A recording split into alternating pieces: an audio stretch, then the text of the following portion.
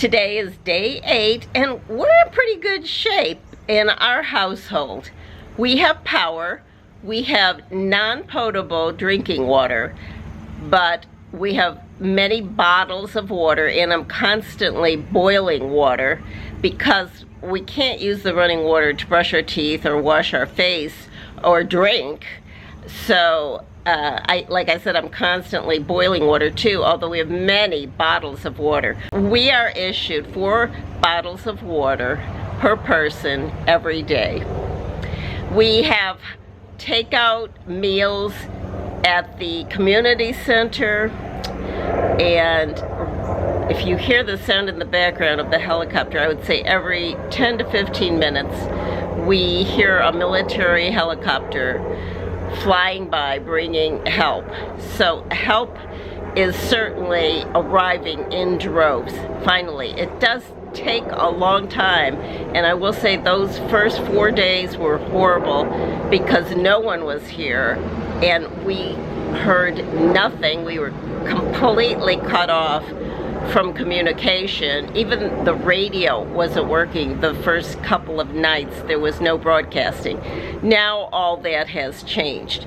So this morning we had an 11 o'clock meeting. Our big auditorium is in use as a distribution center, and we met in the lobby and there were a lot of people there. Our CEO, Libby, spoke to us, and our facilities manager gave us an update, and our chaplain said a prayer. What we learned is that compared to other retirement communities, we are in really excellent shape. In fact, we are in better shape than 7 other retirement communities in the area, and we are now reaching out and helping them. We are turning down offers of supplies and having it go to other facilities. Isn't that wonderful? Another big news event is that we will be opening a child care center next week in our church, which is on the property, and it will be for the employees, for their children, so that they can continue to come to work. And everything is being done that is possible for our employees because they are essential for us, and that is why we are doing so well. They have been given fuel for their cars. They are given hot meals. They are given goodie bags. They have snacks. Our spa shower room has been opened to them. And also, yes, she also said that they are given $40 a day for expenses during this time. None of our residents or staff have been killed or injured during this hurricane. Many of the staff have lost their homes. They've lost everything. We have an excellent human relations department who is reaching out to them. And also we have several funds, but one specifically to aid our employees in times of need. My big project for today, one I've been putting off because in Florida it was a very difficult situation to get gas before, during, or after a hurricane, and I anticipated long lines, so I've waited until today, day 8, to even attempt to get gas. Unfortunately, because no one expected this, I didn't bother to fill up my car with gas. I mean, just to show you how no one expected this. On Thursday, I decided to just go over to the grocery store and get a few things, particularly a little case of water bottles. I expected it to be jammed. It was empty. And that just shows you how we don't prepare for hurricanes in the mountains because we don't get hurricanes in the mountains until now. And that's part of the problem because we didn't properly prepare because there was no way to know this was going to happen. Back to my story about the gasoline. So I asked at the meeting where I could find a gas station that was open nearby because I had I was on that red area where it shows you're empty of gas, and I just didn't want to break down somewhere. So someone told me a street where there were 3 gas stations, and I was heading that way.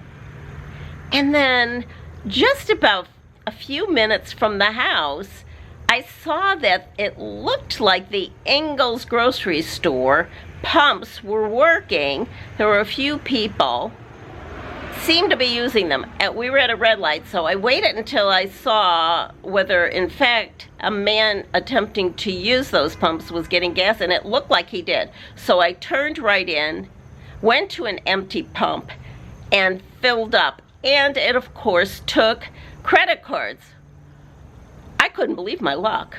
This is the grocery store that had so much mud on the grounds that our car almost got stuck up at the beginning of the week. I was afraid I was never going to get out of there. I've never seen so much red mud. Although we have non-potable water and power, I also now have cell service. I have 4 bars on my phone, which is great. I've turned off the Wi-Fi, which someone told me to do. I didn't know enough to do that, so that I have the full benefit of the cellular service. We can make phone calls and I can text, so that's a big improvement. However, we do not have internet, and I keep checking on my machine, on my computer, hoping, because I would like to get to work on these videos so that I can post them for people to see, but that is just not possible at this time. In our community here, most people have power, but not all. The villa right next to ours does not have power, which I find extremely strange.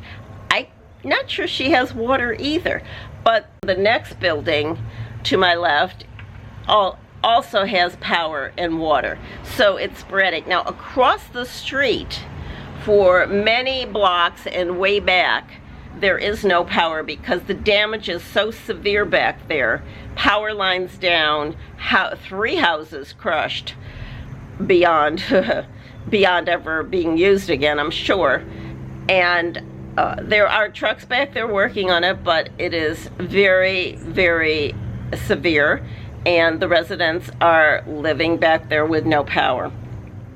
We walk Corky late at night, and let me tell you, if we didn't have our flashlights, I wouldn't be able to find my house, that's for sure. That's how dark it is here. And I really feel sorry for the houses across the street from us, because they have no power and they have to look at our house, which is brightly lit up with power, but that's the way it is.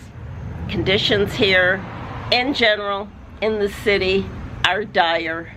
I think I've told you previously that there are 3 major water processing plants. The one that serves us is up and functioning and has been for several days. It serves 18% of the county population. The one that's up north serves 70% of the population, and it's completely it was submerged, so they couldn't even get to it. It's not operational. And then there's another one that serves a small population. So here's the thing. How lucky can we possibly be that we are part of only 18% of the people in Buncombe County that have power? Here goes another military copter. They're huge. When will the people get water in the rest of the area? First they were saying weeks. It is possibly months. It's unbelievable. It's mind-boggling. I just talked to someone who had been staying in Charlotte who just got back, and she said that they saw an amazing convoy of trucks coming in with help. And I think that it's probably like that on the roads constantly. They are still doing search and rescue. on day 8 because of the areas that are trapped in the mud. It's just beyond awful, and I am so grateful I live in this community and have been blessed with all we have been given so far.